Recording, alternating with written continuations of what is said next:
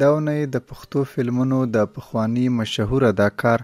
ارواښاد بدرمنیر د ژوند او کار په اړه معلومات درکوو. بدرمنیر په 1940 کال کې د خیبر پښتونخوا د سوات په مادین سیمه کې په یوې مذهبي کورنۍ کې نړۍ ته سترګې غړولې وې. هغه د پښتو د لومړي فلم یوسف خان شیربانو په ګډون له 230 نه په زیاتو فلمونو کې کار کړی دی.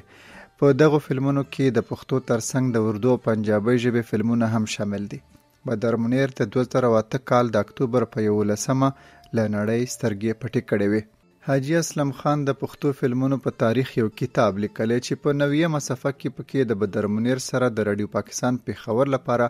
ریکارډ شوی هغه مرکه هم خپره کړې چې په کال 1992 یا 93 کې کړې وه. په دغه مرکه کې بدرمنیر د ځان په اړه وایي: زما نوم بدرمنیر دی، د پلار نوم می سید یعقوب شاه دی، موږ میاګان سیدان یو، پلار می د جماعت امام او زه په 1940 کال کې د مدین په شاګرام کلی کې پیدا شوم. ارواښاد بدرمنیر په دغه مرکه کې وایي خپل ښایسته کلی د غربت له وجې پرېښی او په کراچۍ کې اول د ډوډۍ او بیا د نوم ګټلو کوششونه کول. هغه وایي رکشې چلولې، ټیکسي چلولې، دیاړي مزدوري کړې، د اردو فلمونو د نامتو اداکار وحید مراد په دفتر کې د خدمتګار په توګه کار کړی.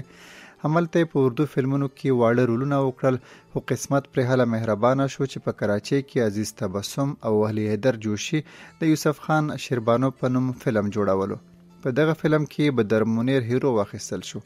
دا فلم په 1970 کال کې ریلیز شو. ورپسې په 1972 کال کې د لالا سردار خان مشهور فلم اوربل په لاهور کې له جوړېدو وروسته ریلیز شو. ارواښاد بدرمنیر وایي له هغې وروسته پرې د فلمونو باران شروع شو.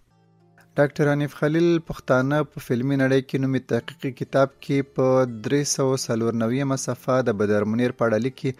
بدرمنیر په فلمي نړۍ 30 کاله پاچاهي کړې. اولنی پښتو فلم یوسف خان شیربانو او وروستی فلم لیونی و چې په 2007 کال کې ریلیز شو.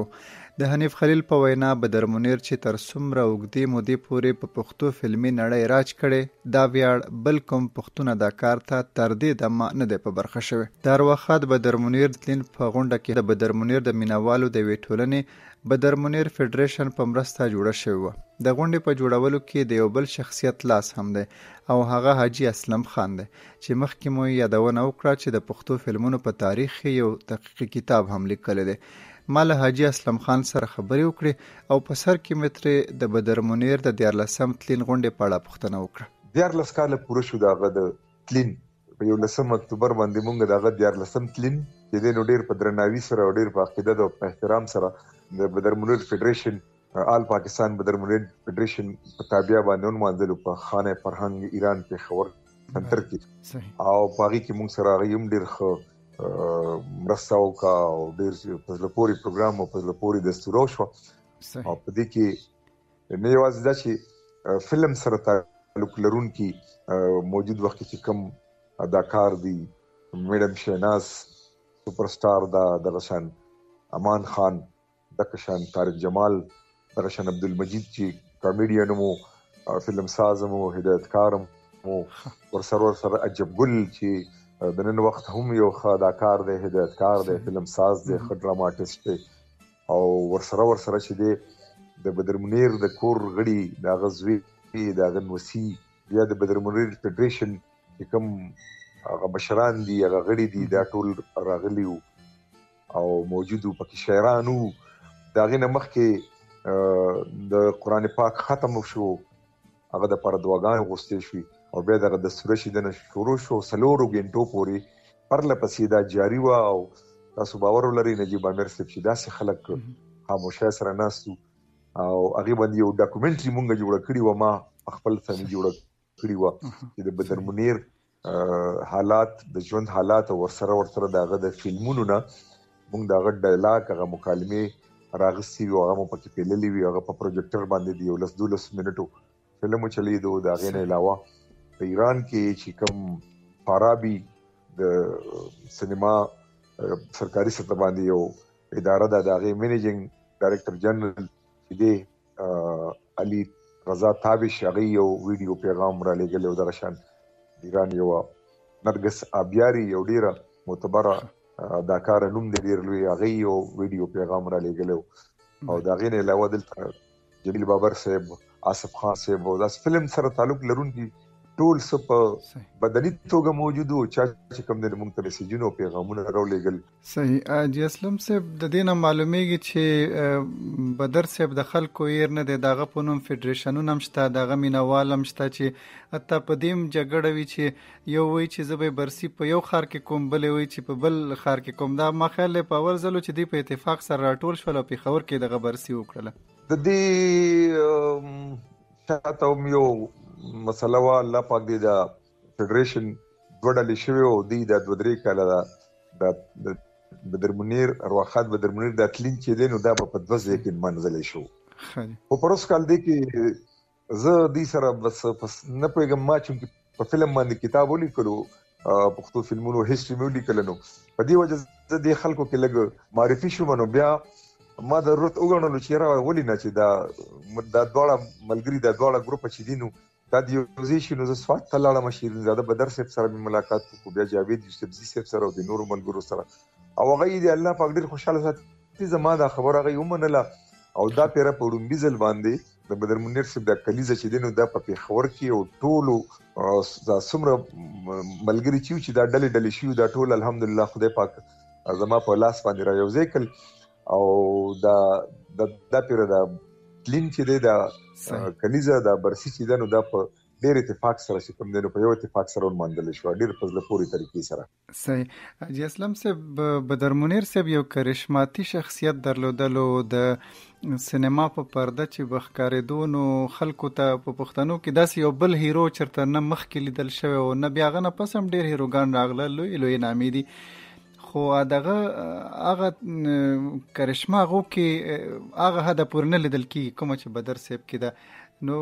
تاسو څه فکر کوئ، دا د زده کړه کړې وه، دا خدایي یو څه ورکړه وه ده ته، که ده باندې بس قسمت مهربانه و؟ نجیب امیر صاحب دې کې د ټولو نه غټه خبره دا ده چې بدر منیر څنګه چې ما مخکې عرض وکړو چې هغه یو ملنګ سړی و. صحیح. او هغه نالوستی سړی و او دا د بدر منیر خاصه وه چې هغه ټول عمر په د فلم په سیټ باندې هغه مکالمې هغه ډایلاګ ویلي دي، نو هغه ډایلاګ نه دی ویلي کوم چې مکالمه نګار لیکونکي لیکلي دي. هغه ته به کیسه ورولی شوه او یا به په سټیج هغه ته هغه سین وښودلی شو، نو هغه چې څومره ډایلاګ ویلي دي هغه لوستی خو شول نه. نو تاسو باور ولرئ چې دغه مکالمه نګار چې کومې مکالمې به لیکلي وي د هغې نه به ښه توري، د هغې نه به ښه ټکي هغه راواغېستل او هغه مقصد به چې کوم دی نو پوره کړو، د هغه سین چې کوم مقصد نو هغه به پوره کړو. یو خدا هغه دا خداداد صلاحیت چې هغه له خدای پاک ورکړو. خلک دا خبره کوي چې د لومړي فلم هیرو او هغې نه پس چې کوم دی خلکو د قبول کو، بل څوک نه قبلول. داسې نه ده. اصل کې بدر منیر به چې کله الله پاک ولا شکل صورت هم خبر کړو، اول خبر دا ده، ورسره ولا خوی خصلت هم ډېر خبر کړو. او هغه دغه کسی که تاسو سماو کې نو تاسو به حیران شئ چې یو سړی د روپو پشمار نه پوهېږي، د پیسو پشمار نه پوهېږي، او لکه ډېرې پیسې که ورته به دې ورکړي نو هغه نشي شمارلی چې دا څونه دي او څونه نه دي. دغه 100 روپۍ به په جیب کې ګرځولي او د ملنګانو غوندې ژوند یې تېر کړی. بل هغه یو ولسي او سماجي غړی کارکن موږ ګوره که سیلاب راغلی دی، که زلزله راغلی ده، که بل څه افت راغلی دی، بدر منیر فلم پرېښی دی راپاڅېدلی دی او خاریه په خاریه ګرځېدلې دی، جولای غوړولې ده، تر دې پورې چې د عمران خان دا د شوکت خان هم چې کوم هسپتال دی د دې دپاره چې ده څومره چندې کړي دي، نو یو ځل داسې شوي دي چې عمران خان او دوی په یو ځای ګرځېدل. نو که چېرې دی ورسره نه وی نو مثلا هغه ته په کروڑهاو روپۍ خلکو ورکړي او د هغې بنیادي وجه دا وه چې د سره بدر منیر اعلان چې عمران خان یو ستوری و د کرکټ په دنیا کې یو نوم هغه درلود. او د هغه په مقابله کې د عامو خلکو هغه خو د یو مخصوصو خلکو هیرو او د بدر منیر چې دی د ټولو خلکو هیرو، د ټولو پښتنو هیرو، د پزلونو باندې راج کړی دی، د پښتنو پزلونو باندې راج کړی دی. حاجي صاحب زما ذهن کې یو سوال ګرځېده چې بدر صاحب چې د هر څه ولیدل، د خوشحالۍ یې ولیدې، شهرت یې ولیده، دا یو خاص زمانه پورې او بیا چې فلمونو زوال شروع شو، خاص کر د پښتو فلمونو، بیا بدر صاحب وفات شو. نو بدر صاحب داسې ویل شو چې پښتنو د فلم انډسټري هغه ښه ورځ لیدلې ده. بدې ورځې ته خدای پاتې نه که هغه راغی کار یې وکړو ښه کار یې وکړو خلکو خوښ که خو بیا چې وروستو په فلمونو څومره تنقید کېده هغې ته خدای دی پاتې نه که. تاسو ما سره به اګري کوئ؟ بالکل زما تاسو سره 100% دې خبرې سره چې کوم دی نو اتفاق دی او تاسو د بدرمنیر دې کمال ته ګورئ چې هغه کله د فالج ناروغۍ ونیو او د هغې نه لږ غوندې هغه بیا ښه شو دومره وچې ډېر زیات ګرځېدی نه شو خپو کې زور نو خو د هغې باوجود چې د هغه عمر هم د 80 کالو نه اوړېدلی و خو هغه که په فلم کې به بدرمنیر نو هغه فلم به د ناکامۍ سره مخ کېدو. یعنې په دغه عمر کې چې هغه د عمر په لحاظ هغه د دې جوګه نو چې هغه د هیرو راشي په فلم کې خو خلکو هغه که د هغه زیات 15 کاله عمر د یو سړي وي هغه هیرو راځي په فلم کې او خلک یې قبلوي او د ده په مقابله کې یو هغه موږ به په دې وخت کې کیوټ او هینډسم او څه چې ورته خلک وایي د نیمزالی او زلمی او ښایسته او تعلیم یافته چاکلیټي هیروګان هغه خلکو نه قبلولو او دا شار شبر شډل پښتون دی به خلکو هم د هیرو په رول کې قبلولو هم د پلار په رول کې قبلولو او یو ویلن کې خلکو نه دی قبول کړی ځکه چې د هغه نه خلکو دا تقاضا دا غوښتنه نه کوله چې ته د ویلن راشي په فلم کې. ویلن راغلی کوم فلم کې اجي صاحب کوم فلم کې دی ویلن راغلی یو من خو د هغې نوم هېرېږي یو فلم کې هغه ویلن راغلی او هغه خلکو ډېر زیات خفګان په هغې باندې څرګند کړی چې دی په فلم کې. صحیح اجي صاحب د بدر صاحب په ژوند ډېرې خبرې کېدی شي د پروګرام وخت هم زمونږ مخ په ختمېدو دی خو دا راته ووایي چې د هغه په ژوند باندې څه کار شوی دی ستاسو په پښتو فلمونو باندې یو ډېر مستند کتاب مخې ته راغی او په هغې کې د بدر صاحب ذکر شته دی په هغې کې ښه کافي ذکر شته دی. د دې نه علاوه تاسو اوس ډاکومنټري جوړه کړې وه چې د 14 تلین په موقع باندې خلکو ته تاسو دغه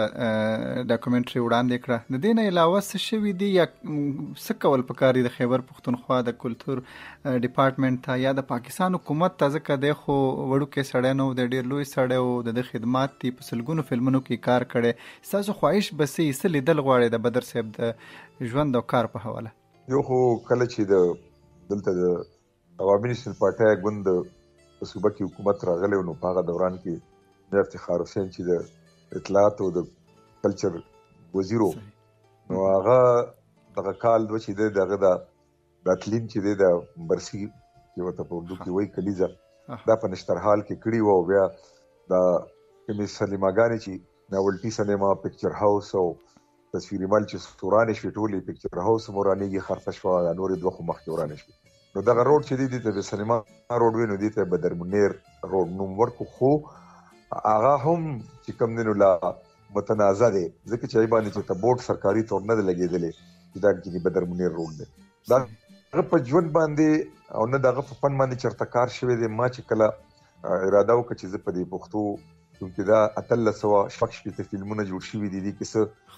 نندارې ته نه دي وړاندې شوي او دومره لوی کار شوی دی او بیا چې بدرمنیر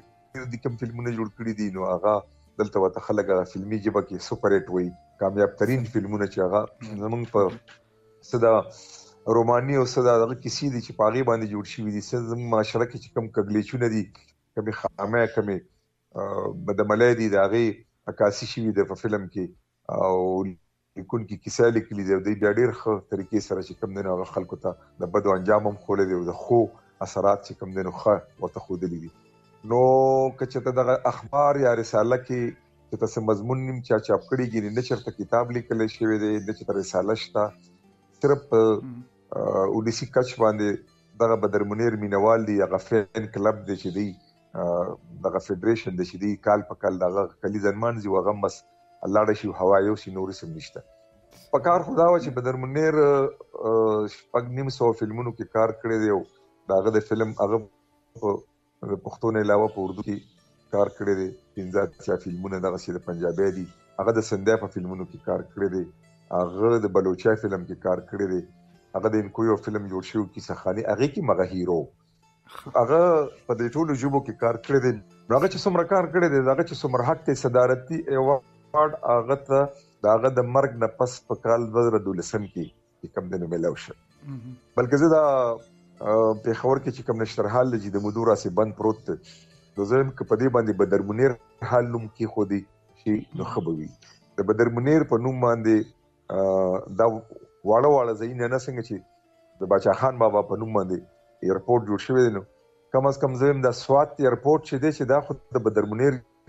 په نوم شي، نو دغه یو علمیه ده چې د بدر منیر په نوم باندې اسم نه دي شي. البته اوس ما یو اراده کړې ده چې زه په بدر منیر په ژوند باندې ځان لا یو کتاب ولیکم او په هغې مې شروع کړې ده چې هغې کې به د بدر منیر د ژوند ټول اړخونه وي، هم به فلم وي، هم به عام ژوند، دا ټول هر څه به پکې وي، تصویرونه هم پکې وي، دا څومره د هغه چې څومره فلمونه دي. انشاءالله زما دا اراده ده چې بدر منیر، نعمت سرحدي، لیاقت میجر او دغه شان آصف خان او یاسمین خان دا څومره سپر سٹار چې ورته ویلی شي، په دې ځان له بیل یو کتاب چې کوم دی زه ولیکم.